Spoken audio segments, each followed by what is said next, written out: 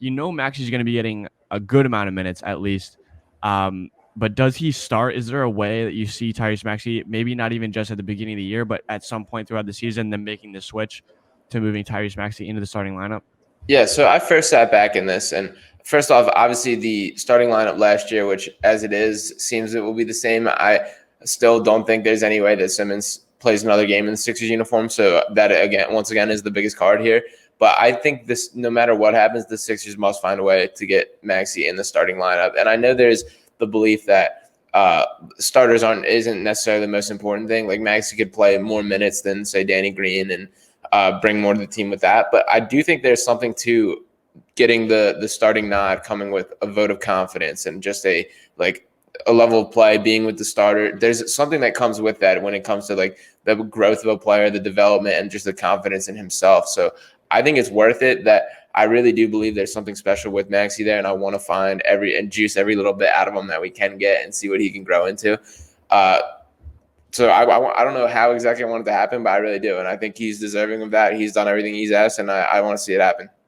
I would love it, and Yeah. for a few reasons. And I think obviously if Ben is gone, he's gonna start regardless. But I think if you bring this exact team back, your plan is to bring this team back, then you have the opportunity to change the way this team looks and plays, and not only that, to complement both of your guys, all three of your best players, pretty well. I think that Maxey fits really nicely with the core of Embiid, Harris, Simmons, and it would take Simmons off the ball, which I think is a really necessary part for if he is going to grow, if he is going to become something more than what he is. I think taking him off the ball at least some of the time is very necessary, especially in the half court.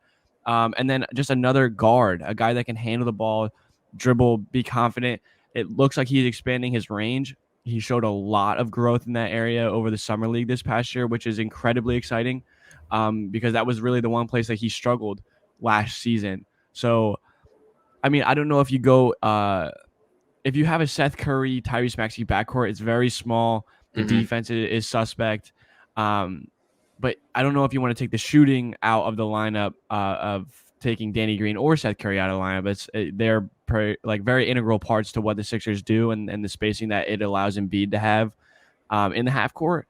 But if Maxey is able to shoot the ball the way he looked like he was able to over the summer and create his own shot from the perimeter, you're looking at a really, really lethal aspect to this offense. And it could be something that he takes advantage of. And he's very good in a lot of different areas, and he's very aggressive, which I think that they could use in the half court, especially early in the game. Yeah, and first off, Seth Curry, I have zero complaints about his year last year. Absolutely love what he brought to the team. He was probably the most consistent player in our playoff run. But I don't hate the idea of him coming off the bench, and I don't hate him coming with the second unit. And especially if Simmons is not around. With Simmons, it was, for me, they were very tied together just with the spacing thing, because that's just so important with his game. And not that it isn't with Embiid, and that's still, you have to have as much shooting as possible in today's NBA. But I do think if Simmons is out of the lineup and having Curry coming with the second unit and freeing him up for some more primary looks with that could work out great. And that's just some great production there. And a lineup with like Maxey in there in place of him is just more dynamic. Even last year, like I going into the year, I kind of thought that Shake Milton might be the guy in that starting role over Curry, just because having another ball handler out there, a guy that can take it up the court, move it around like that, I do think would be beneficial to the team. And Maxey provides a lot of the same things. And frankly, I think Maxey's better than Shake Milton. So I think that's an improvement there. And yeah, I mean, I think Curry is probably the guy that gets demoted with this. But once again, let's see what the team looks like when the decision has to be made. Yeah, I mean, that's the biggest question at this point is, what's this roster going to look like in 3 weeks? But I mean, as of right now, when I'm looking at it, I really do. And another thing is that Maxey and Ben have gotten close. Seemingly have gotten close. Recently. So, like, if that is something that they do bring back, if Ben is here, just going off that because that's the way it is right now, like without trying to make any assumptions or anything. Like Ben is here, adding Maxey to this lineup, I think unlocks him and Tobias both, because it takes the creation aspect out, like, off of their shoulders. Like Maxey is able to attract defense's attention, become kind of the martyr to running that offense. And not only that, like just make things happen, especially later in the shot clock. It ends up with the Sixers where, especially with this that starting lineup, they looked like they would get stuck at times, and whatever Yeah. they were trying to do didn't work, and then they would get stuck in that spot. So I would love to see Maxey kind of inserted in that starting lineup. And you made the point of Seth Curry getting primary looks. When we're watching him in the playoffs getting primary looks, he was lights out, like Hmm. very, very productive and just kind of like unguardable at times. So, and like you said earlier, kind of like Curry would end up maybe playing more than Danny Green.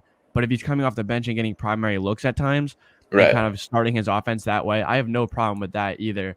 Defensively, if you're keeping Danny Green in a backcourt with Maxey, you're looking very strong there. Although Danny Green has lost a step, he's still a very solid defender and a very smart player. So like I think there's definitely wrinkles to it all. There's definitely ways like that you can make that work.